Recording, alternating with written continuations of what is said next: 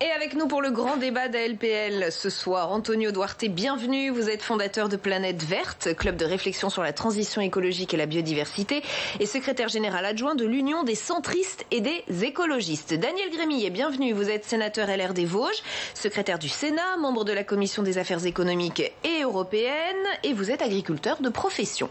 Sandrine Rousseau, bienvenue. Vous êtes maîtresse de conférences en économie, candidate à la primaire Europe Écologie Les Verts pour la présidentielle et vice-présidente de l'Université de Lille. Bonjour. Avec nous également, mais à distance, Paul Lidley, bienvenue. Vous êtes professeur d'écologie à l'Université Paris-Saclay, co-auteur du dernier rapport mondial de l'IPBES, le GIEC de la biodiversité. L'IPBES, c'est la plateforme intergouvernementale scientifique et politique sur la biodiversité et les services écosystémiques.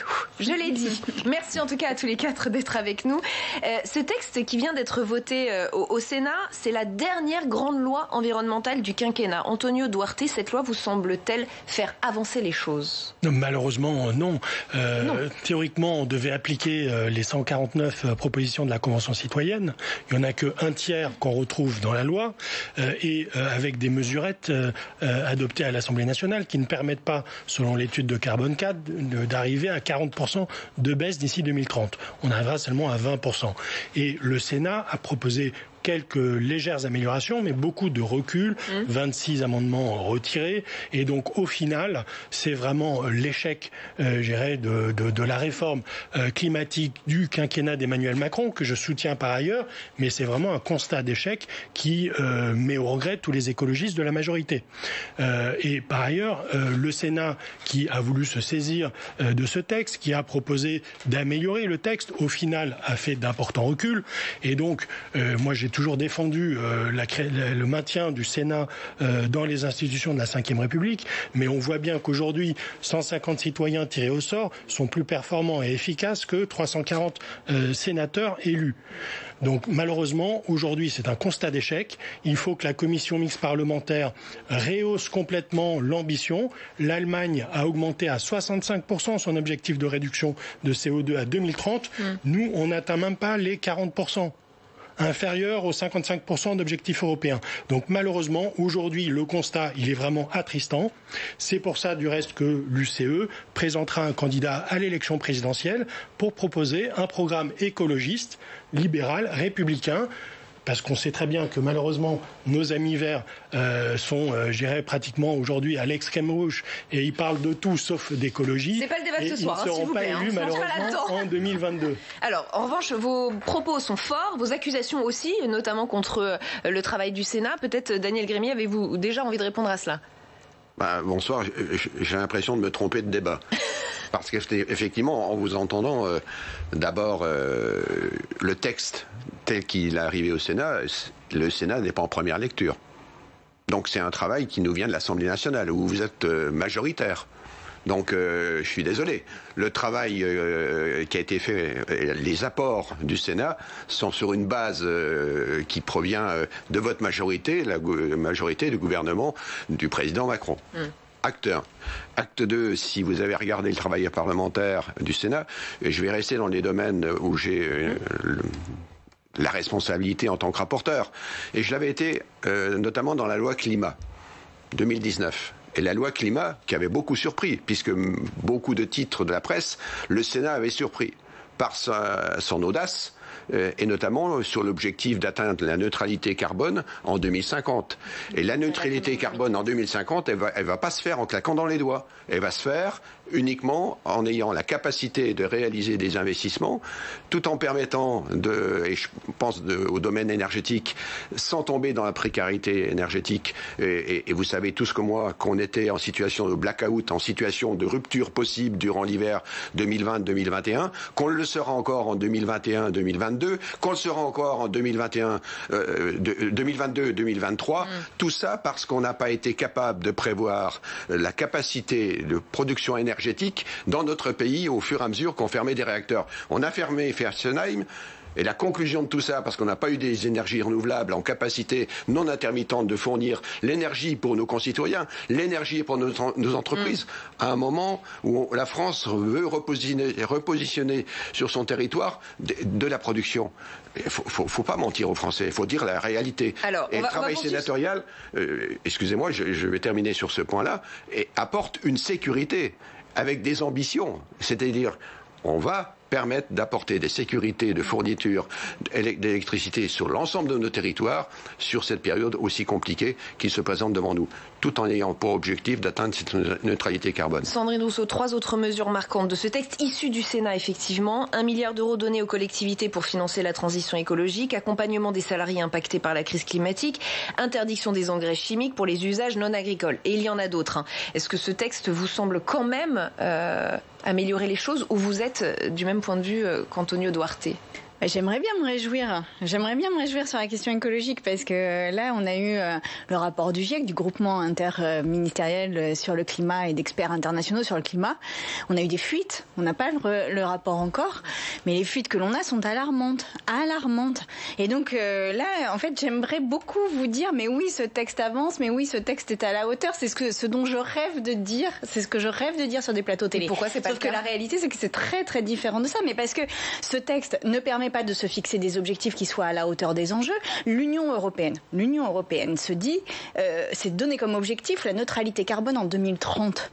Nous, on se fixe la neutralité carbone en 2050 et on se donne aucun moyen pour l'atteindre. Et par ailleurs, on n'a aucune visibilité. Et moi qui suis économiste, je peux vous dire que c'est très grave de faire ça. On ne donne aucune visibilité aux acteurs pour savoir quelles vont être les mesures les plus importantes dans 5 ans, dans 10 ans, dans 15 ans. Parce que pour faire des investissements en connaissance de cause rationnelle, on a absolument besoin de savoir ce qui va se passer dans 5 ans, dans 10 ans. Et là, on tourne autour du pot, on recule sur les échéances majeures. Et en plus, il manque quand même quelque chose qui s'appelle le prix du carbone. Le carbone est la chose qui nous met le plus en danger. Toute l'humanité, la France, toutes les personnes citoyennes de cette France, c'est le plus grand enjeu qui nous menace collectivement, et aujourd'hui c'est le truc le plus gratuit qui soit. C'est-à-dire que toutes les grandes entreprises peuvent en émettre autant qu'elles veulent, c'est totalement gratuit. Ça nous envoie dans le mur, ça met nos enfants en danger et c'est gratuit. Alors vous avez parlé de ce projet de rapport du GIEC dévoilé la semaine dernière effectivement par nos confrères de l'agence France Presse, et je vais me tourner vers vous, Paul Lidley, qui nous attendait à distance. Juste, je rappelle les mots très très forts du GIEC pour les téléspectateurs à qui ça aurait échappé. La vie sur Terre peut se remettre d'un changement climatique majeur en évoluant vers de nouvelles espèces et en créant de nouveaux écosystèmes. L'humanité ne le peut pas. Autre passage extrêmement alarmant, le pire est à venir avec des implications sur la vie de nos enfants et de nos petits-enfants, bien plus que sur la nôtre. Ou encore celui-ci, dans tous les systèmes de production alimentaire, les pertes soudaines s'accroissent, les niveaux actuels d'adaptation seront insuffisants pour répondre aux futurs risques climatiques. Est-ce que ce qui est en train d'être voté en France vous semble répondre à cette urgence exprimée par le GIEC ? Donc, pour revenir à ce que est dit par le GIEC, effectivement, il faut se rappeler que la différence de température qui est prévue à l'heure actuelle, qui est au minimum 3 demi-degrés, on veut s'arrêter le réchauffement climatique à 1,5 degré ou 2, mais on est plutôt sur une trajectoire de 3,5. C'est la différence de température entre Paris et Montpellier. Donc il faut juste imaginer ce que ça fait d'être à Montpellier ou d'être à Paris, et ça donne une idée de l'impact que ça peut avoir sur toute la vie sur Terre. Donc c'est pas moi et peut-être ni le GIEC, mais c'est le Haut Conseil pour le climat qui a dit très clairement que ce qui est dans la loi climat et résilience pour l'instant est absolument pas du tout à l'auteur. Et ce qui est débattu à l'heure actuelle dans le Sénat, c'est plutôt de modifier à la marge. Il y a des énormes progrès à faire, à la fois dans le transport, dans le logement, dans l'industrie, et pour moi, ce qui est extrêmement important est en agriculture. Donc, un débat autour d'un repas végétarien par semaine ou pas, c'est pas ça qui est à l'auteur. On vient d'avoir un PAC qui va être terrible, à la fois pour le climat et la biodiversité qui va être pris en compte par la communauté européenne. C'est vraiment une catastrophe pour le climat. Donc, clairement, on n'est pas à la hauteur des enjeux dans aucun de ces secteurs. Daniel Grémillet, que répondre à cela, à ces mots très forts, très critiques à l'égard de ce qui se passe donc en France d'un point de vue législatif pour l'instant? Mais regardons les choses réellement. Je veux bien entendre tout ce qu'on est en train d'évoquer. Mais la réalité, qu'est-ce qui s'est passé durant l'hiver 2020-2021 ? Non mais vous allez expliquer à vos enfants... Permettez-moi d'aller au bout. Non mais vous allez expliquer à vos enfants que parce que on avait des problèmes d'approvisionnement en électricité, on n'a pris aucune mesure. C'est ça que vous allez expliquer à vos enfants? Je vais expliquer à mes enfants que plutôt que fermer un réacteur qui est complètement décarboné, on a importé de l'électricité qui provient de centrales à charbon en Allemagne. C'est ça la réalité. Et que pour ça, vous n'avez pas pris de mesure. La deuxième question qui a été faite au Sénat. Franchement, ça n'a pas de sens. Ça n'a aucun sens. Mais il y a un peu de respect. Ah bah, Comment voulez-vous Mais je suis désolé. Moi, je vais prendre un exemple très concret, parce que j'en suis l'auteur, à l'origine. C'est au Sénat, en 2019, qu'on a voté un amendement sur le fait que toute énergie renouvelable n'a d'intérêt si on veut atteindre des objectifs, si on veut penser à nos enfants. J'ai des petits-enfants comme vous. On en a tous. Et ce que je veux dire, si on a une responsabilité, si on veut les regarder dans les yeux, simplement, sans leur mentir, bien, il faut que les énergies que nous allons mettre en place soient aussi décarbonées, que le bilan carbone soit réel. Et quand je prends un exemple d'énergie renouvelable, moi je préfère effectivement, quand vous importez des panneaux solaires qui viennent de Chine, quand on fait le bilan carbone, il n'est pas si bon que ça. Qu'est-ce qu'on a fait au Sénat ? On a introduit dans la loi, et je l'ai réintroduit, et ça a été voté par les sénateurs, donc je suis au regret de vous dire, les sénateurs ont été plutôt Poutine, ont été plutôt devant. Ayons l'honnêteté de regarder, lorsqu'on produit quelque chose, le bilan carbone. Le bilan carbone, c'est la réalité. Non, mais le truc qui manque, c'est la sobriété. C'est-à-dire que moi, vous êtes pour la récession. Mais si. Mais à un moment donné, il va falloir qu'on change nos modes de consommation et de production. Tous les rapports le disent. Et un des enjeux, ça va être la sobriété énergétique. C'est-à-dire comment on dépense moins d'énergie. Donc évidemment, là, vous faites vos estimations sur la base d'une augmentation permanente de l'énergie que nous consommons. Sur cette base-là, en effet, nous ne pouvons pas continuer comme ça. Moi, je vous dis juste que là, il nous faut mettre des efforts et des milliards sur la table pour atteindre la sobriété énergétique, que ça n'est pas une option, que c'est une nécessité absolue. Je reprends un tout petit peu la main pour effectivement expliquer aussi la priorité du Sénat, et vous me direz si je me trompe, Daniel Grémillet, ça a été une obsession, je crois, pendant les débats, c'était de ne pas braquer les Français. On a tous plusieurs épisodes en tête, effectivement, de mécontentements sociaux liés à des mesures qui étaient censées être écologiques et qui ont finalement braqué les Français contre l'écologie. Et je vais citer Jean-François Longeot, sénateur UDI, qui l'exprime dans Le Monde. Nous avons trouvé un bon équilibre entre les nécessités écologiques, sociales et économiques. La meilleure façon de ne pas prendre en compte le problème climatique, c'est d'imposer, d'interdire et de ne pas lier cette problématique à celle du développement économique. Antonio Duarte. Que faut-il répondre à cela? C'est vrai qu'on est obligé de tenir compte du climat social, de la potentielle colère sociale. Oui, bien sûr, mais les mesures, par exemple, qu'a pris le Sénat, de reculer de 5 ans l'interdiction des véhicules polluants dans les ZFE, dans les zones à faible émission, dans les grandes métropoles, c'est une mesure antisociale pour 2 raisons. D'abord parce que avoir un véhicule polluant, c'est 40 000 morts par an, qui atteignent en particulier les enfants, les personnes âgées et les personnes les plus modestes qui habitent près des grands axes autoroutiers. Deuxièmement, avoir un véhicule polluant, c'est un véhicule qui consomme beaucoup de l'essence.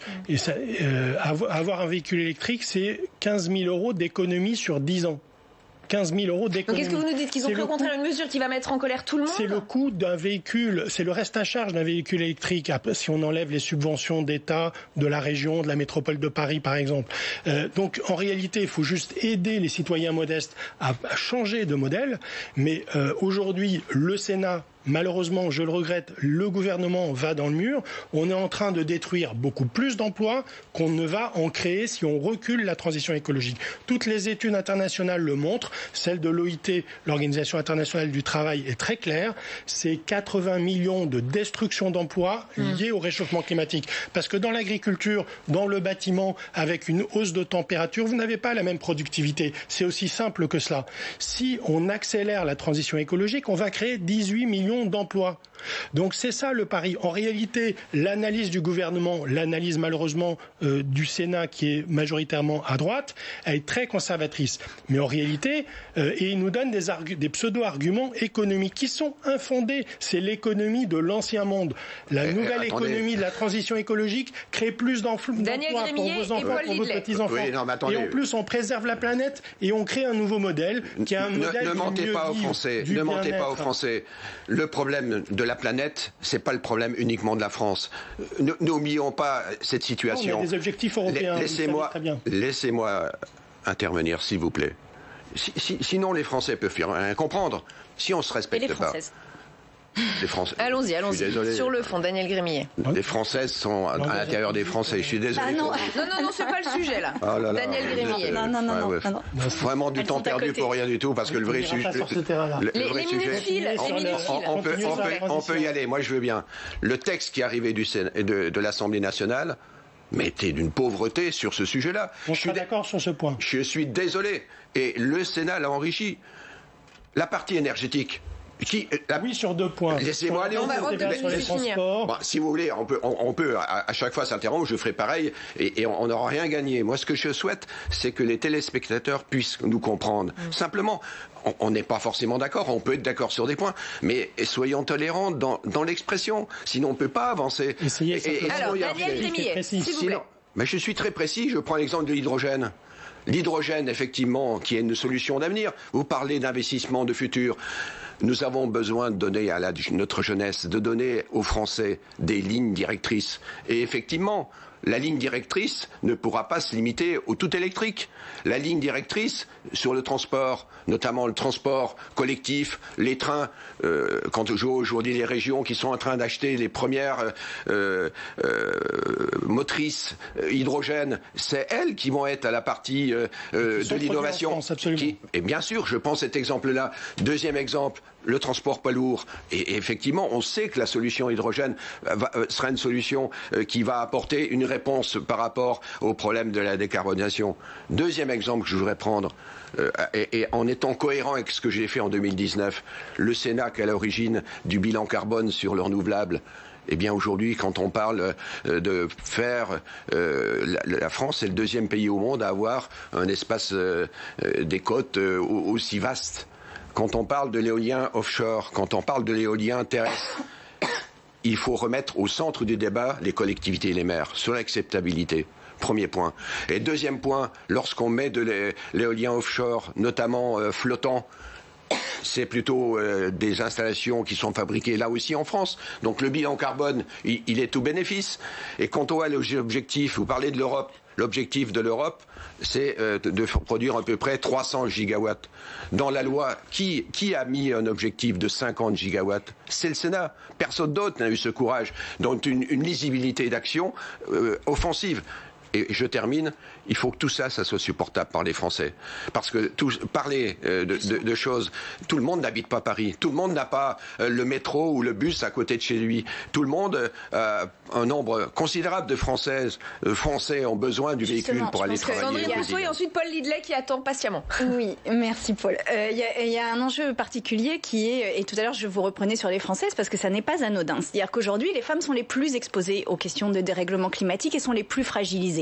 Et dans les fuites du GIEC que l'on a eues et qui recoupent l'essentiel des recherches que l'on fait sur les conséquences du dérèglement climatique et du réchauffement climatique, eh bien, il y a le fait de protéger les populations les plus vulnérables et les plus fragiles. Et en l'occurrence, c'est pour ça que dans le discours, il nous faut tenir compte de ces personnes fragiles, les femmes, les autres, les personnes au chômage, les personnes pauvres, parce que là aussi, on parle de gigawatts, etc. Mais à un moment, la question c'est, quand vous n'avez pas de revenus, de quoi avez-vous absolument besoin pour être inclus en société? De quoi avez-vous absolument besoin pour résister aux crises successives qui vont se présenter de manière inéluctable aujourd'hui? Et donc, on a besoin d'un logement, on a besoin des premiers litres d'eau, on a besoin de quelques kilowattheures d'électricité, on a besoin de mobilité, on a besoin d'un socle de protection sociale qui nous permette de voir les mesures environnementales et les mesures fortes que l'on doit prendre de manière beaucoup plus sereine. Parce qu'en effet, la taxe carbone qui a été mise sur les véhicules polluants a déclenché d'abord les bonnets rouges et ensuite les gilets jaunes. Mais parce que dans un revenu pauvre, dans un foyer pauvre, la part des consommations énergétiques est bien plus importante que dans un foyer riche.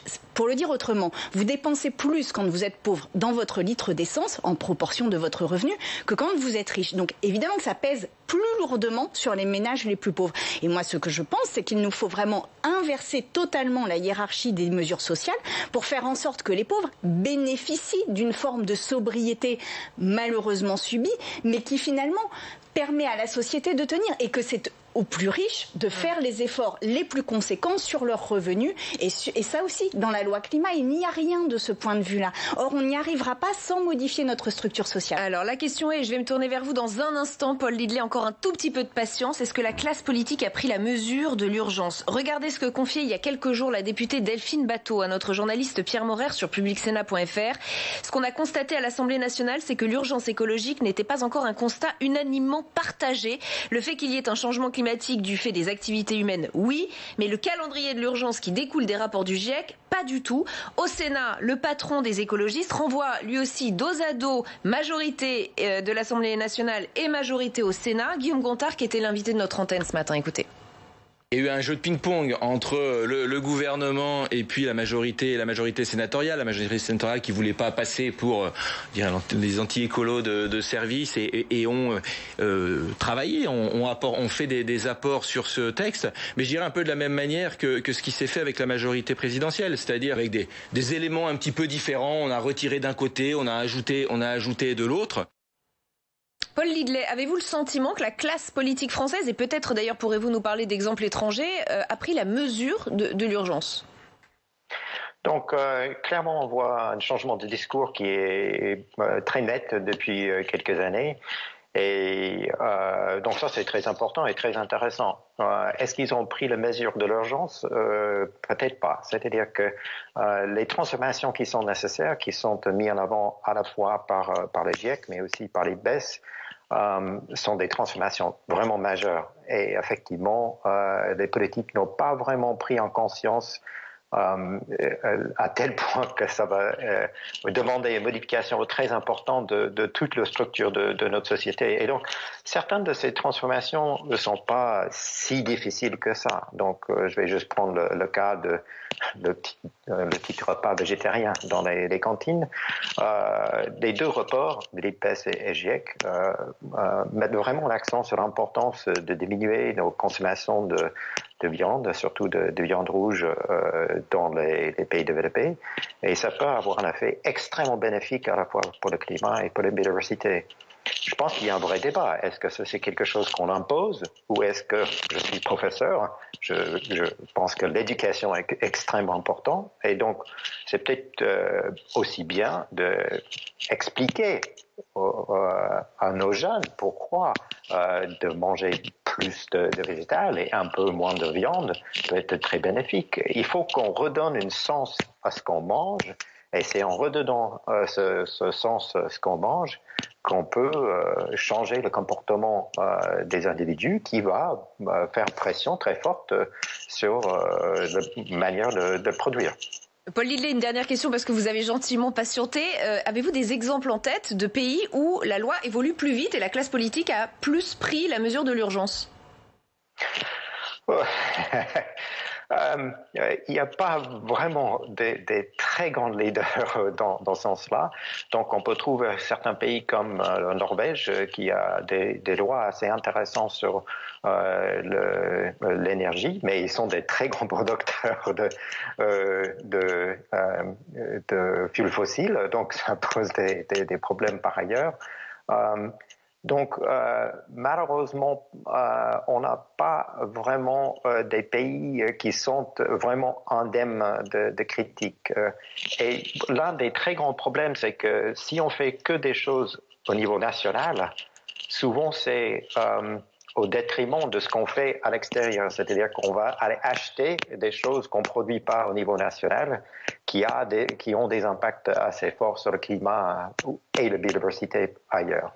D'où la volonté peut-être de pragmatisme de la part des sénateurs, Antonio Duarte. Absolument, on le voit sur ce plateau. Ce qui manque en France, ce sont des écologistes pragmatiques, comme les Groenen allemands. Nous ne sommes pas anti-nucléaires, nous ne sommes pas contre les voitures. Il faut simplement avoir des voitures propres qui polluent moins et qui permettent, en zone rurale, de pouvoir se déplacer. Et c'est cet équilibre-là qui manque en France. Je crois que la crise sanitaire du Covid que nous avons tous traversée a profondément modifié nos habitudes. Avec le télétravail, on fait moins de réunions inutiles, etc. Et montre qu'on peut faire des changements de société qui soient acceptés et qui soient bénéfiques pour un meilleur épanouissement individuel. Et c'est la voie, je crois, qu'il faut proposer aux Français qui, je crois, sont beaucoup plus en avance sur les politiques. Les citoyens de la Convention citoyenne l'ont montré. Je crois qu'il faut vraiment aller plus loin. Malheureusement, cette loi est très insuffisante. Il va falloir rehausser l'ambition au niveau de l'Allemagne, moins 65% en 2030. Autrement, il faudra effectivement qu'on change de gouvernement ou qu'on change de président. Il nous reste 1 minute, je vais laisser conclure en 30 secondes Sandrine Rousseau, Daniel Grémillet. Mais moi, je voudrais pas qu'on se laisse enfermer dans l'idée que les écologistes sont de dangereux punitifs. Au contraire, moi, je suis pour qu'il y ait un quota de carbone qui soit donné à chacun. C'est-à-dire, vous avez 2 tonnes de carbone, puis petit à petit, on diminue vers 1,8. Voilà. Et non, et vous faites exactement ce que vous voulez avec. C'est-à-dire, vous voulez garder votre voiture, vous gardez votre voiture. Vous voulez manger de la viande, vous mangez de la viande. Simplement, vous diminuez quelque chose d'autre à côté. Vous faites des choix, quoi. Vous faites des choix, mais vous êtes libre de faire ces choix. Et ça, il nous faut réinstaurer de la liberté dans un système qu'il va falloir assumer comme de contraintes. 30 secondes pour conclure, Daniel Grémillet. Moi, je suis plus ambitieux. Le problème ne serait si avec le problème du repas végétarien qui pouvait régler le problème du réchauffement climatique. Non, c'est bien plus complexe que ça. Et la pandémie nous rappelle à l'ordre et nous avons besoin de repositionner dans notre territoire des capacités de production, d'alimentation, de se soigner, de vivre et tout simplement d'économie dans nos territoires. Et dans le texte, quand nous avons réintroduit l'hydroélectricité, qui est une énergie complètement décarbonée, qui est ancrée dans nos territoires, quand on parle du biogaz, je suis désolé, c'est quelque chose de simple. Et je voulais vous rappeler non, quand même. on n'a plus le temps. Si, en 30 secondes. Non, mais attendez. Non, c'est fini, c'est vraiment fini.